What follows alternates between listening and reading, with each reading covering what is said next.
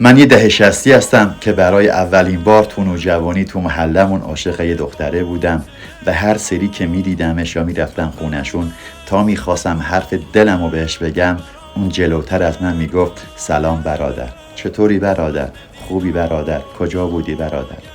و هر سری با خودم می اومدم فکر می کردم شاید به خاطر سختگیری خانواده ها باشه این حرفا به من گفته، یا می اومدم فکر می کردم شاید نمیخواد اسمش رو زبون ها بیفته تو محله، یا می اومدم فکر می کردم شاید به خاطر حجب و حیاش بوده.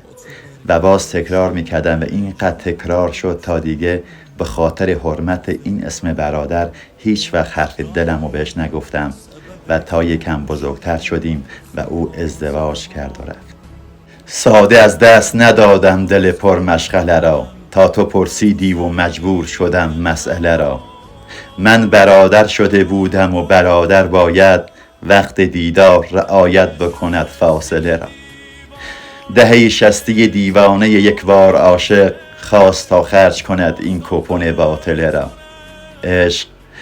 عشق آن هم وسط نفرت و باروت و تفنگ، دانه انداخت و از شرم ندیدم تله را.